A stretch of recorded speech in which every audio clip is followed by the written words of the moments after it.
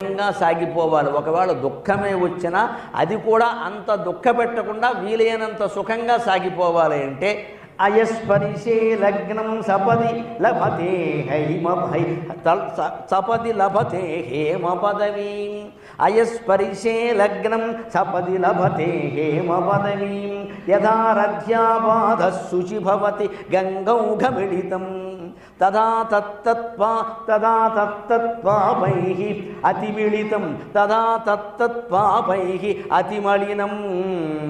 అతిమలినమంతర్మమ యది తదా తత్తత్వాపైరతిమలినమంతర్మమ యది తదా తత్తత్వాపైరతిమలినమంతర్మమ యది భ్రమయితే దేవి అంటాడు. సరిగ్గా అయస్పరిశే లగ్నం. అయహ అంటే ఇనుము. ఇనుము పరుషవేది అని ఒక దాంతో చేరిస్తే బంగారంగా మారుతున్నాడు. దాన్ని పరుషవేది అంటారు, దాన్ని స్పరిశ అంటారు సంస్కృతంలో. ఇనుముని ఆ పరుషవేది అనేటువంటి లోహం దగ్గరికి చేరిస్తే వెంటనే ఇనుము బంగారం అవుతుంది. ఏ లోహమైనా బంగారం అవుతుంది. ఆ పరుషవేది ఇప్పటికీ ఉంది. గుంటూరు దగ్గర నాగార్జున కొండ అంటారు. నాగార్జునాచార్యుడు ఆ పరుషవేదిని అక్కడ కనిపెట్టాడు. ఆయన బౌద్ధంలో మందులు తయారు చేయడానికి ఉపయోగించాడు. ఆయన గొప్ప ఆచార్యుడు, ఆయుర్వేద వైద్యుడు. ఈ భౌతిక ప్రయోజనాలకు ఉపయోగించాలి, మందులు తయారు చేయడానికి. ఆ పరుషవేది అపూర్వమైన ఔషధం. ఆయన మళ్ళీ ఎవరికి దాని రహస్యాన్ని చెప్పకుండా ఆ పరుషవేదిని మందులు తయారు చేయడానికి మాత్రమే ఉపయోగించారు. నాగార్జునుడి పేరు మీద ఎప్పటికీ ఆయుర్వేద వైద్యం ప్రచారంలో.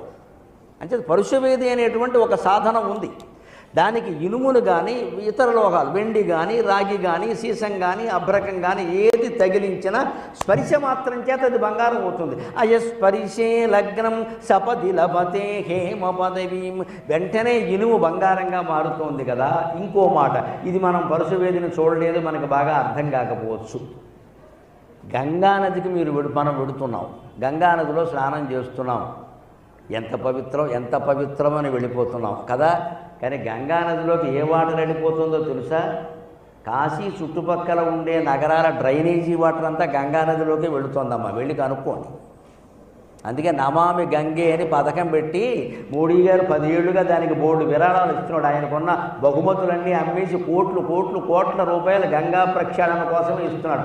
అయినా ఇంకా అవ్వలేదు, సగం కూడా అవ్వలేదు. గంగానది ఎందుకు కలుషితం అవుతుందంటే మన స్నానాల వల్ల కాదండి. మన స్నానాలు ఎంత, అది పెద్ద విషయం కాదు.